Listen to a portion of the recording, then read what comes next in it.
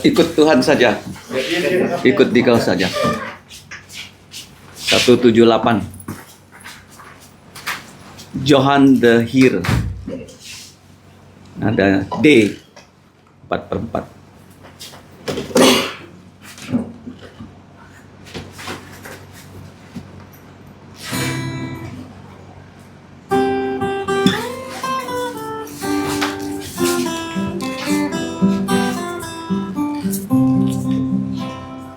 Ikut Dikau saja Tuhan, jalan damai untukku.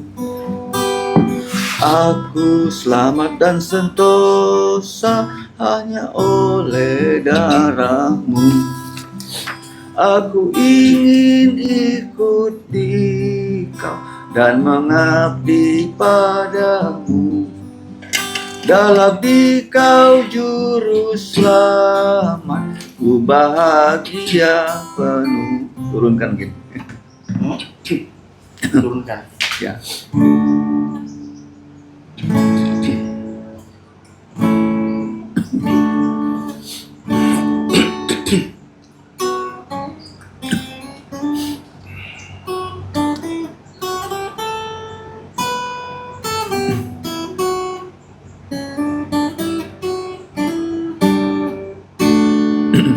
Ikut Dikau saja Tuhan, jalan damai untukku. Aku selamat dan sentosa hanya oleh darah-Mu. Aku ingin ikut Dikau dan mengabdi padamu. Dalam Dikau juru selamat, ku bahagia penuh. Ikut Dikau di sengsara, karena janji-Mu teguh. Atas kuasa kegelapan, ku menang bersama-Mu. Ikut Dikau saja Yesus, jalan damai untukku. Aku selamat dan sentosa hanya oleh darah-Mu. Ikut dan menyangkal diri, aku buang yang fana. Hanya turut kehendak-Mu dan padamu berserah. Ikut Dikau dan mengabdi padamu. Dalam Dikau juru selamat, ku bahagia penuh. Ikut dalam kesucian, lahir batin yang bersih. Aku rindu mengikuti teladan yang Kau beri. Aku ingin ikut Dikau dan mengabdi padamu. Dalam Dikau juru selamat, ku bahagia penuh. Bapa kami di surga, kami kembali menghadap Engkau melalui Putra Tunggal-Mu, Tuhan Yesus, satu-satunya perantara yang telah Engkau berikan kepada kami. Kami bersyukur untuk hari Sabat lama kami dapat dijumpakan di gereja-Mu untuk memuji nama-Mu, untuk membaca dan merenungkan firman-Mu, bahkan nanti dapat pergi membesuk dan mengabarkan Injil. Kami percaya ini adalah amanat agung Yesus yang harus kami selalu jalankan selama kami bernafas di muka bumi ini, hanya untuk memuliakan nama-Mu.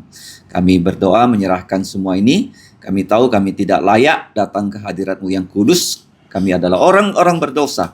Mohon pengampunan dengan darah Tuhan Yesus. Hapus segala pelanggaran kami. Dengarkan doa kami dalam nama Tuhan Yesus. Amin. Kita akan membaca dari Roma pasal 9 ayat yang ke-30 sampai pasal 10 ayat yang terakhir. Masing-masing bisa membaca 7 ayat.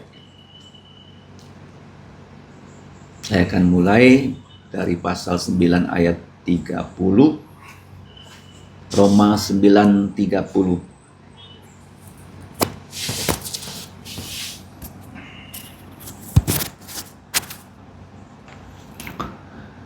Jika demikian, apakah yang hendak kita katakan? Ini bahwa bangsa-bangsa lain yang tidak mengejar kebenaran atau keadilbenaran telah beroleh keadilbenaran. Karena keadilbenaran yaitu keadilbenaran karena iman. Tetapi bahwa Israel sungguh pun mengejar hukum yang akan mendatangkan keadilbenaran, tidaklah sampai kepada hukum itu. Mengapa tidak? Karena Israel mengajarnya bukan karena iman tetapi karena perbuatan. Mereka tersandung pada batu sandungan seperti ada ditulis, sesungguhnya aku meletakkan di Sion sebuah batu sentuhan dan sebuah batu sandungan, dan siapa yang percaya kepadanya tidak akan dipermalukan. Saudara-saudara, keinginan jantungku dan doaku kepada Tuhan ialah supaya mereka diselamatkan, sebab aku dapat memberi kesaksian tentang mereka bahwa mereka sungguh-sungguh giat untuk Allah tetapi tanpa pengertian yang benar. Sebab oleh karena mereka tidak mengenal keadilbenaran Allah, dan oleh karena mereka berusaha untuk mendirikan keadilbenaran mereka sendiri, maka mereka tidak takluk kepada keadilbenaran Allah. Sebab Kristus adalah kegenapan hukum Taurat, sehingga kebenaran diperoleh tiap-tiap orang yang percaya. Sebab Musa menulis tentang kebenaran karena hukum Taurat, orang yang melakukannya akan hidup karenanya. Tapi kebenaran karena iman berkata demikian, janganlah dikatakan dalam hatimu siapa yang akan naik ke sorga, yaitu untuk membawa Yesus turun, atau siapakah yang akan turun ke jurang maut, yaitu untuk membawa Kristus naik di antara orang mati. Tetapi apakah katanya ini? Firman ini dekat kepadamu, yang di dalam mulutmu dan di dalam hatimu. Itulah firman iman yang kami beritakan. Sebab jika kamu mengaku dengan mulutmu bahwa Yesus adalah Tuhan, dan percaya dalam hatimu bahwa Allah telah membangkitkan Dia dari antara orang mati, maka kamu akan diselamatkan. Dengan hati orang percaya akan dibenarkan, dan dengan mulut orang mengaku akan diselamatkan. Karena kitab suci berkata, barang siapa yang percaya kepada Dia tidak akan dipermalukan, sebab tidak ada perbedaan antara orang Yahudi dan orang Yunani. Karena Allah yang satu itu adalah Tuhan dari semua orang kaya untuk semua orang yang berseru kepadanya. Sebab barang siapa yang berseru kepada nama Tuhan akan diselamatkan. Tetapi bagaimana mereka dapat berseru kepadanya jika mereka tidak percaya kepada Dia? Bagaimana mereka dapat percaya kepada Dia jika mereka tidak mendengar tentang Dia?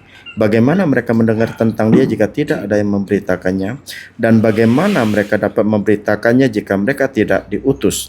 Seperti ada ditulis betapa indahnya kedatangan mereka yang membawa kabar baik. Tetapi tidak semua orang telah menerima kabar baik itu. Yesaya sendiri berkata, Tuhan, siapakah yang percaya kepada pemberitaan kami? Jadi iman timbul dari pendengaran, dan pendengaran oleh firman Kristus. Tetapi aku bertanya, adakah mereka tidak mendengarnya? Memang mereka telah mendengarnya. Suara mereka sampai ke seluruh dunia, dan perkataan mereka sampai ke ujung bumi. Tapi aku bertanya, adakah Israel menganggapnya? Pertama-tama Musa berkata, Aku menjadikan kamu cemburu terhadap orang-orang yang bukan umat, dan membangkitkan amarahmu terhadap bangsa yang bebal. Dan dengan berani Yesaya mengatakan, Aku telah berkenan ditemukan mereka yang tidak mencari aku. Aku telah menampakkan diri kepada mereka yang tidak menanyakan aku. Tetapi tentang Israel, ia berkata, sepanjang hari aku telah mengulurkan tanganku kepada bangsa yang tidak taat dan yang membantah.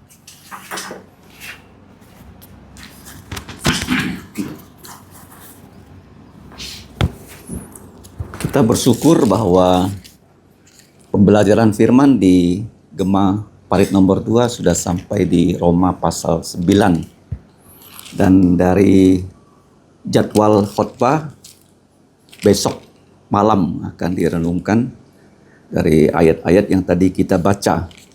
Dan istimewanya ayat-ayat yang kita baca itu penuh dengan pertanyaan kan. Jika demikian, apakah yang hendak kita katakan? Itu ayat 30.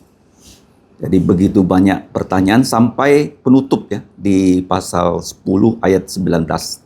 Tetapi aku bertanya, adakah Israel menanggapinya? Jadi begitu banyak pertanyaan kehidupan kita itu jawabannya pasti di dalam firman Tuhan. Pasti ya.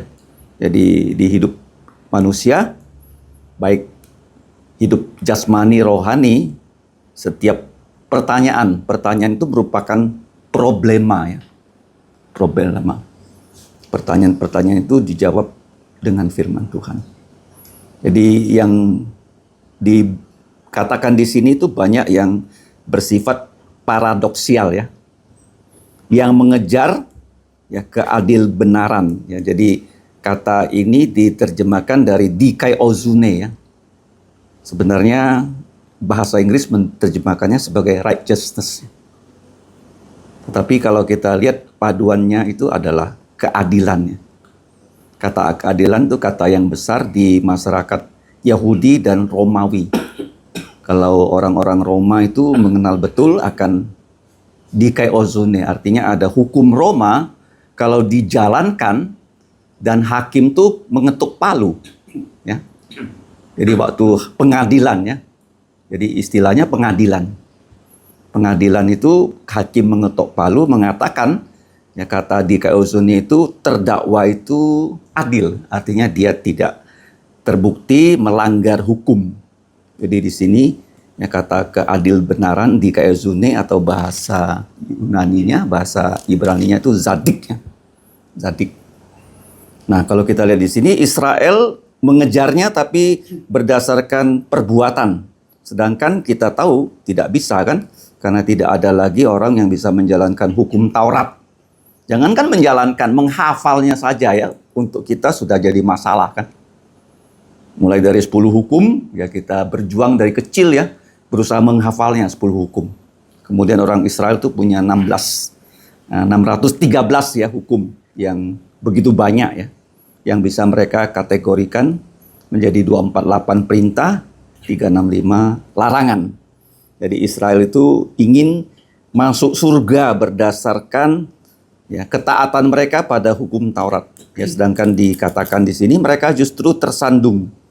Nah, kalau kita lihat paradoks berikutnya kan ada batu ya yang bisa menyandung ya dan ada batu yang menyelamatkan. Ini kan paradoks kan. Yesus untuk yang percaya dia menyelamatkan, tetapi untuk yang tidak percaya itu menyandung. Ya, seperti kursi ini kan tempat kita duduk.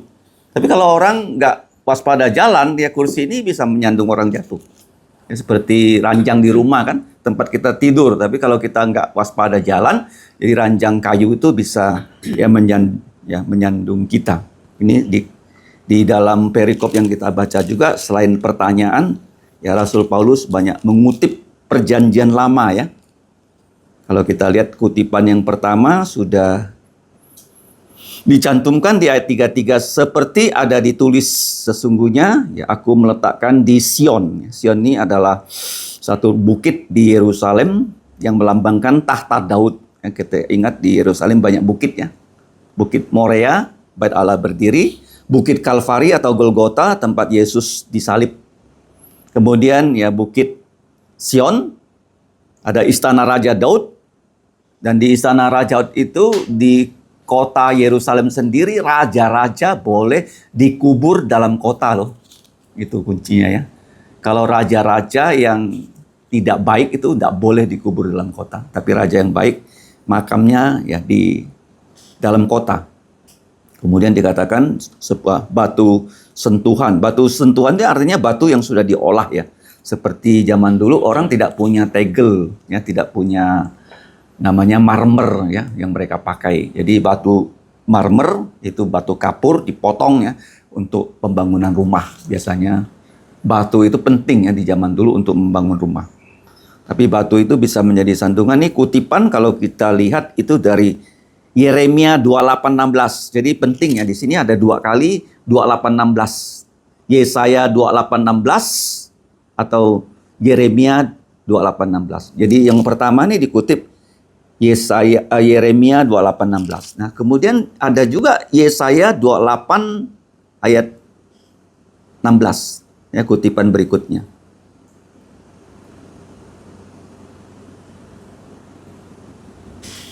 Ayat 11, 10, coba lihat ya. Karena kitab suci berkata, nah barang siapa yang percaya kepada dia tidak akan dipermalukan.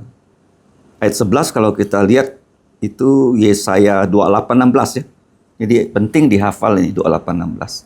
Baik dari Yesaya maupun dari Yeremia. Oke. Nah, kita lanjut lagi dari bagian ayat di pasal 10 ya. Ya, saudara-saudara, itu artinya dia menyapa orang percaya di Roma ya. Keinginan lubuk jantungku bahkan doaku ya kepada Tuhan. Jadi kalau kita punya rencana, punya keinginan harus didoakan ya supaya mereka, jadi di sini translationnya bagus ya, diselamatkan ya, diselamatkan. Kita itu pasif, tapi yang aktif menyelamatkan kita itu adalah Tuhan Yesus. Sebab aku dapat memberi kesaksian tentang mereka bahwa orang Yahudi itu betul-betul giat ya. Kalau kamu lihat di tembok ratapan ya, mereka giat sekali ya membaca kitab Taurat. Bahkan dikatakan orang Yahudi itu banyak yang berhasil menghafal ya bagian-bagian Alkitab tertentu. Sebab mereka ini ya tidak mengerti, ini yang menjadi maksudnya, tidak mengerti. Mereka karena tidak mengerti, mereka mendirikan kebenaran mereka karena kita tahu agama Yahudi itu kan yang menjadi musuh besar Yesus. Paulus sebelum dia percaya, Saulus menjadi ya, pembenci Yesus. Jadi mereka menganggap dengan menjalankan hukum Taurat, mereka bisa diselamatkan. Padahal dikatakan ya, manusia perbuatan baiknya itu seperti kain kotor. Yang sudah dikatakan di Perjanjian Lama. Nah, ini yang paling penting di ayat 4. Sebab Kristus adalah kegenapan hukum Taurat. Ini kalau kita jelaskan dengan kitab Galatia, Yesus itu adalah bagaimana? Yang dituju ya oleh orang-orang yang menjalankan hukum Taurat. Jadi hukum Taurat itu diberikan untuk sebagai ya, pemandu kita supaya kita bertemu Yesus. Bahwa Yesus saja yang bisa menjalankan hukum Taurat untuk menyelamatkan kita, seperti yang diajarkan di teologi reform ya, bahwa Kristus mati itu ketaatan pasif, tapi ketaatan aktifnya itu menjalankan hukum Taurat, seperti yang dikutip di Galatia 4:4 ya. Nah, kemudian kalau kita lihat di sini hukum Taurat tidak ada lepas namanya dari Musa. Ya, kalau kita lihat kutipan berikutnya itu di ayat yang ke-6 ya. Siapakah yang akan naik untuk membawa Yesus turun? Tetapi dikatakan kita nggak bisa naik. Yesus turun dengan sendirinya karena sudah direncanakan. Makanya ini kutipan berikutnya pasal 10 ayat 8 kan. Tetapi apakah katanya? Jadi diberi pertanyaan lagi kan. Nah, Ulangan 3:0 nih. Firman itu dekat kepada kamu. Kalau firman itu dekat, dia ada dalam mulut kita, artinya dapat kita ucapkan ya. Kita baca atau sudah kita hafal dan di dalam lubuk jantungmu. Jadi penting ya menyimpan firman dalam lubuk jantung kita supaya kita ya, tidak ditipu ya oleh iblis. Nah, kemudian ya kutipan berikutnya kalau kita lihat ya dari tadi sudah disebut ya Yesaya 28:16 ya. Barang siapa percaya kepada dia tidak akan dipermalukan. Nah, kalau kita lihat di perikop ini banyak kaitannya dengan PI ya. Sebab jika kamu mengaku dengan mulutmu, choi sinin gitu ya. Choi sinin, sim sino. Nah, jadi nyi cùng thắng. Thắng này kan nhà nó còn heo chỗ. Nhà sim sinin. Nhà choi si. Nhà sim sin nhà sim sin, nhà choi sinin. Jadi mulut mengaku bahwa Yesus adalah Tuhan dan percaya dalam jantungmu bahwa Allah telah membangkitkan dia dari antara orang mati, maka kamu akan diselamatkan. Ini penting ya. Keselamatan itu berasal dari kerjasama Allah Tritunggal. Kalau hanya Yesus, tidak bisa. Paham ya? Kalau Bapa tidak memilih, ya Yesus pun tidak bisa menyelamatkan orang-orang yang melawan dia di saat pelayanannya. Termasuk Yudas kan? Karena tidak dipilih. Jadi kerjasama Allah Tritunggal. Jadi kita juga ya memberitakan Injil itu mewujudkan kerjasama Bapa, Putra, Roh Kudus. Kemudian berikutnya, kalau tidak dipilih Bapa, Yesus tidak bisa menyelamatkan. Kemudian yang berikutnya, kalau ya Yesus ya sudah mati, tapi Roh Kudus tidak bekerja, juga nggak bisa. Jadi tiga-tiganya ya bekerja sama menjadi juru selamat kita. Ini penting sekali ya. Tetapi kita harus percaya Yesus karena Yesus itu satu-satunya yang mewakili Bapa. Ya, Bapa dan mengatakan Bapa mengutus Roh Kudus melalui Yesus. Jadi kalau orang dipilih, kita kabarkan Injil. Jadi Bapa mengutus Roh Kudus pada orang itu melalui siapa? Yesus yang kita beritakan. Ini penting sekali ya. Kalau kita memberitakan pertobatan, tidak ada Injil, Yesus sudah mati, dikubur, bangkit, dan menampakkan diri, maka orang itu keselamatannya ya bisa hanya ilusi ya. Jadi penting sekali. Nah kemudian ayat 9 kutipan, nah ayat 11 juga kan, barang siapa yang percaya kepada Tuhan Yesus tidak akan dipermalukan. Ya, karena dia itu dianggap sampah ya pada saat dia melayani. Yesus itu asalnya saja sengaja dari Nazaret, dari Udik. Jadi dia juga dari keluarga yang miskin ya, tukang kayu. Bukan hanya tukang kayu, Yusuf itu kemungkinan juga tukang batu ya. Karena waktu dulu membangun rumah itu juga termasuk memasang-masang batu ya. Jadi tidak ada orang yang takjub kepada Yesus ya karena backgroundnya. Oke, walaupun dia keturunan Raja Daud. Jadi kalau orang mau menghina Yesus, benar-benar dia itu latar belakangnya nggak bisa diandalkan. Murid-muridnya pun kan sekalian ya. Dari apa latar belakangnya? Nelayan kan? Nggak ada yang pendidikan yang tinggi. Ya, kemungkinan Matius punya pendidikan yang cukup bagus. Atau Yudas Iskariot. Ya kalau yang lain-lain kan banyak yang nelayan. Nah, selanjutnya kutipan berikutnya ayat 15 coba kita baca. Dan bagaimana mereka dapat memberitakannya jika mereka tidak diutus? Nah, pertanyaan lagi seperti ada ditulis ya.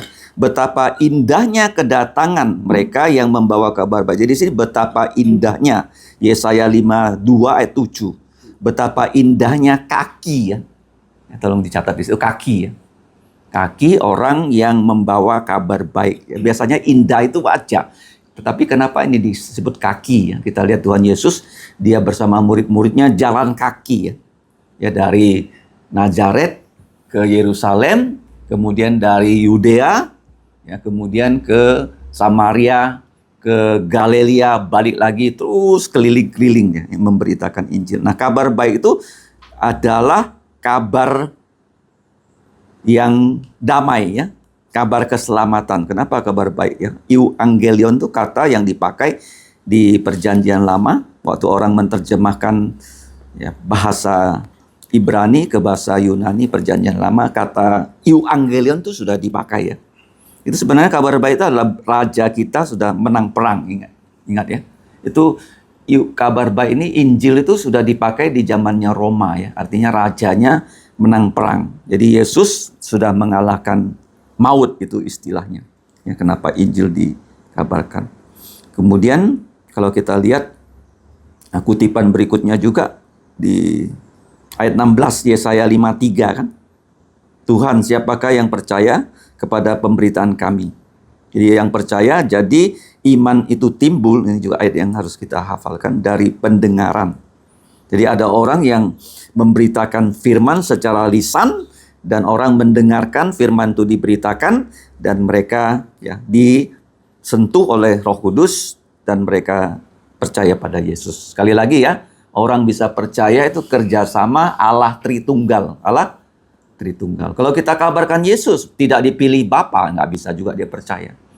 Oke, jadi kalau sudah dipilih Bapa, Yesus Injilnya harus masuk, Roh Kudus bekerja. Ya, jadi baru diselamatkan. Nah, kemudian, nah ini yang penting ya. Mazmur 19 ya. Jadi Paulus ini ya betul-betul ahli perjanjian lama ya.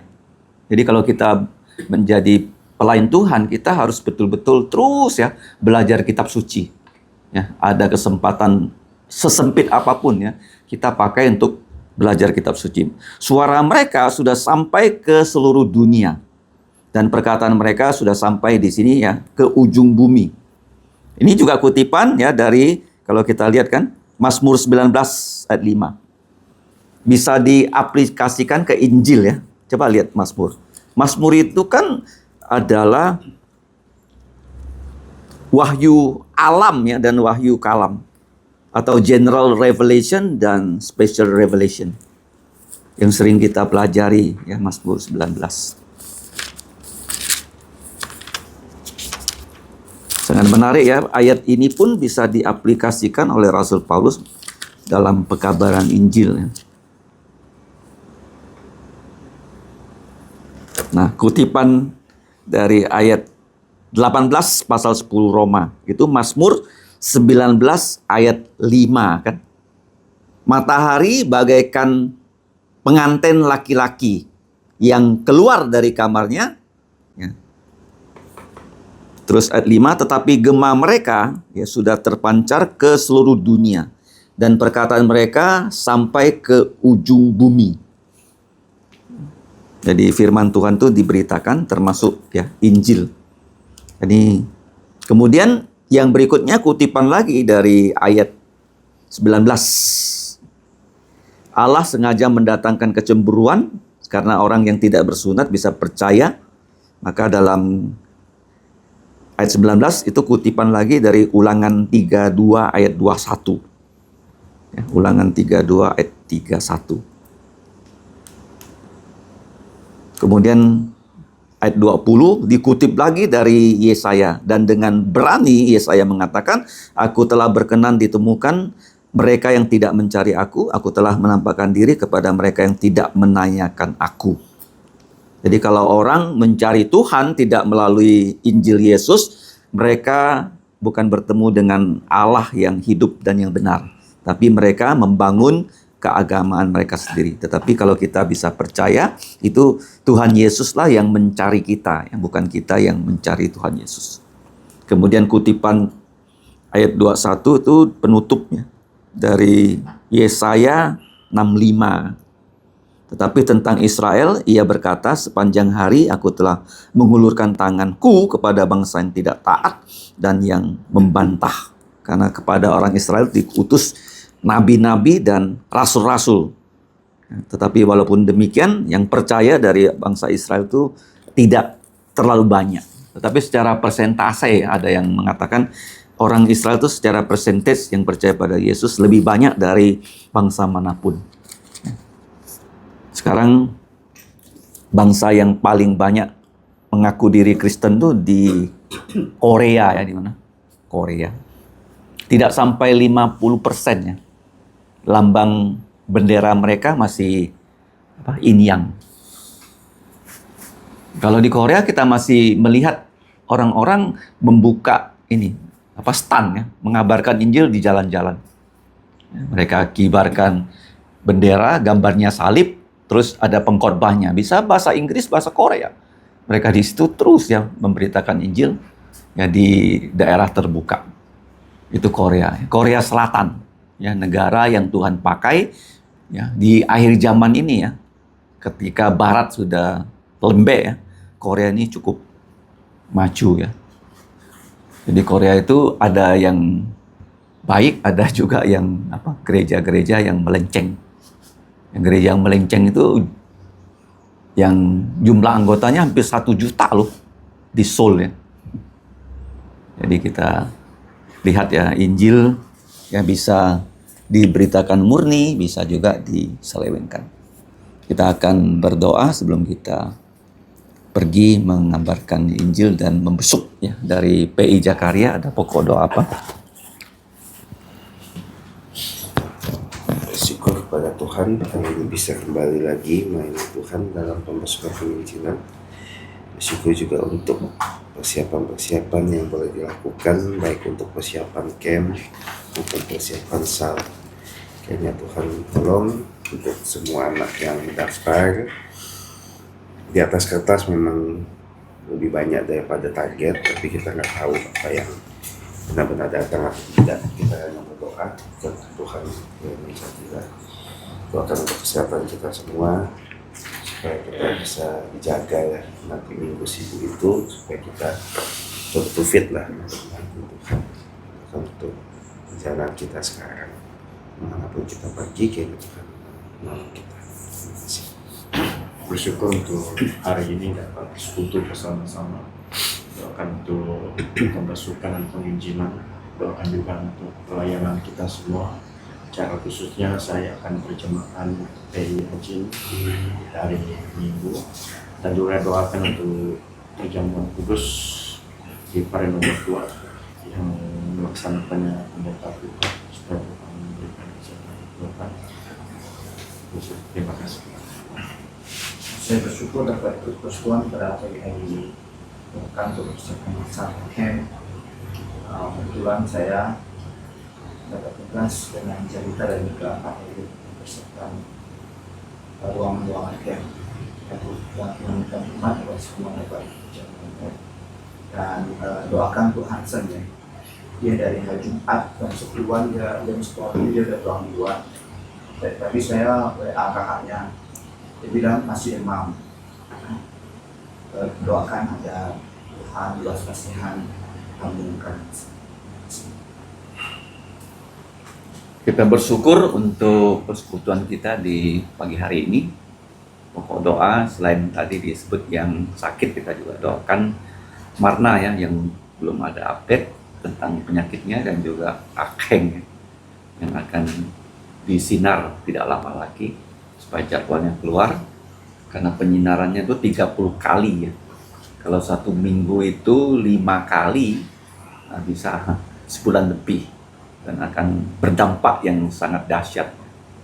Tidak bisa makan sehariawan, tapi harus makan dan sebagainya. Kita berdoa supaya kankernya dapat disembuhkan. Kita juga berdoa untuk guru-guru yang bertugas mengajarkan, karena ini penting ya. Karena ini bukan hanya kegiatan yang kita lakukan secara rutin, ini merupakan peperangan rohani. Kita harus bisa ya mengabarkan Injil ya, supaya anak-anak bisa percaya. Ya, setelah itu mereka diberi Roh Kudus untuk terus ya belajar firman Tuhan. Jadi untuk remaja pemuda cukup banyak ya, SD, SMP, SMA, dan bahkan yang sudah bekerja ataupun yang sudah lepas SMA ya, supaya mereka betul-betul kenal siapa Tuhan Yesus. Kalau mereka sudah mengenal Yesus, nah Tuhan Yesus yang akan menuntun hidup mereka dengan firman-Nya. Itu penting sekali ya. Dan kita anggap ini sebagai satu hal yang rutin ya.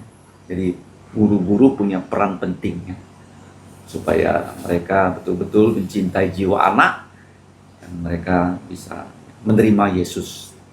Kita bersyukur untuk ya, jadwal ini, dan kita berdoa supaya semuanya berjalan dengan lancar.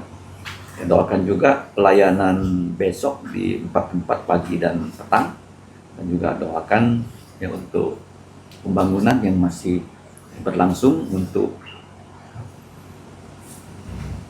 penyelesaian akhir ya, dan juga rancang bangun SMP SD. Kita juga doakan supaya gambar teknis bisa keluar dan PBG dapat segera diajukan. Kita juga berdoa ya untuk perang yang sedang berkecamuk ya, supaya dapat cepat selesai dan ya, kondisi kehidupan bisa kembali normal ya, khususnya mengenai supply bahan bakar karena sudah sangat kritis. Jadi Amerika sudah mengeluarkan berjuta-juta barel minyaknya supaya harga minyak turun. Harga minyak pesawat sudah naik, jadi harga tiket pun itu naik. Kalau perang terus berlanjut, kita ke camp itu tiketnya akan meledak. Kalau masih terus, jadi kita berdoa ya supaya cepat selesai. Ya, supaya Tuhan memberikan yang terbaik, ya supaya Iran yang lebih banyak orang percaya Yesus, itu tujuan utamanya. Mari kita berdoa bersama-sama. Mari kita buka suara. Bapa di sorga, kami datang kembali untuk mengucap syukur dan memuji kebesaran Engkau dan keagungan Engkau, kuasa Engkau dan kebaikan-Mu dan kasih-Mu kepada kami manusia sudah jatuh dalam dosa. Karena melalui Yesuslah kami dapat diselamatkan dari dosa-dosa kami, dan kami yang dulu adalah musuh-Mu Engkau angkat menjadi anak-anak-Mu yang bukan hanya percaya tapi Engkau panggil menjadi pengikut Yesus dan juga pelayan Yesus.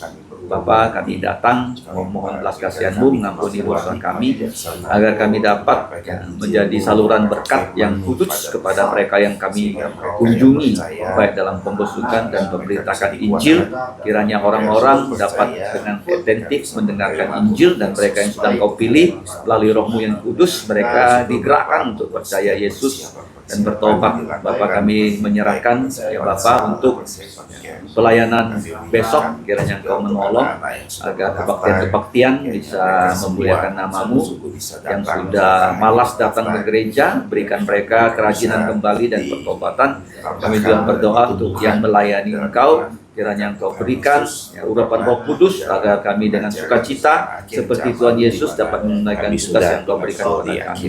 Kami berdoa ya Bapa untuk yang memimpin kebaktian dan pianis dan juga pengkhotbah, penerjemah, dan juga untuk ya transportasi, dan juga untuk yang akan mengajar sekolah minggu. Kami serahkan semua yang bertugas supaya Engkau menolong kami. Kami juga berdoa Bapa untuk kesehatan kami semua, supaya kami bisa melayani Engkau dengan tubuh yang sehat, dengan rohani yang sehat, agar kami dapat memuliakan nama-Mu. Kami juga berdoa Bapa, mengucap syukur banyak yang sudah mendaftar di SAL dan camp, kiranya mereka semua bisa datang, dan guru-guru yang diberi tanggung jawab memberikan ya firman-Mu, kiranya Injil dapat dikabarkan dan anak-anak bisa percaya Yesus, dan mereka dapat menjadi anak-Mu yang bertumbuh karena firman-Mu. Bapa, kami juga bersyukur untuk ya, bantuan dari OCM, kiranya Engkau membalas kebaikan dari saudara-saudara kami yang ada di Kalvari Pandan BPC.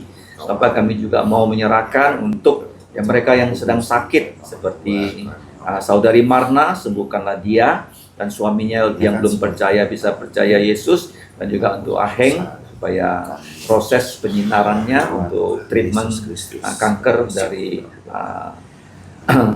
tenggorokannya bisa disembuhkan. Kami juga mau berdoa ya Bapa, menyerahkan seluruh pembangunan. Kami serahkan pembangunan yang mencapai titik akhir dari 1B, kiranya dapat diselesaikan. Dan juga kami berdoa untuk pembangunan tahap 2 untuk SMP SMA, supaya gambar teknis bisa cepat keluar dan PPG dapat diajukan. Kami juga berterima kasih untuk pembaharuan update dari YKMA yang sedang dikerjakan notaris, kiranya dapat cepat yang di-approve oleh Menkumham. Kami juga berdoa untuk perang yang sedang berkecamuk, supaya Engkau berikan kedamaian secepat mungkin perang ini diselesaikan, dan kehidupan kami bisa lebih normal, dan kami bisa lebih tenang untuk melayani dan mengabarkan Injil. Yang paling penting, lebih banyak orang-orang di dunia, khususnya di Iran, bisa percaya Tuhan Yesus, bahkan di Amerika dan di Israel. Kami serahkan Bapa semua doa ini hanya dalam nama Tuhan Yesus. Kami mau mengucapkan doa Bapa kami dalam bahasa Mandarin. 我们在天上的父，愿人不尊你的名为圣，愿你的国降临，愿你的旨意行在地上，如同行在天上。我们就用的饮食，今天赐给我们，免我们的债，如同我们免了人债，不叫我们一见试探，救我们脱离凶恶，因为国度、权柄、荣耀全是你的，直到永远。阿门。Saya mau install. Ya, silakan. Pastor, berarti nanti waktu Sal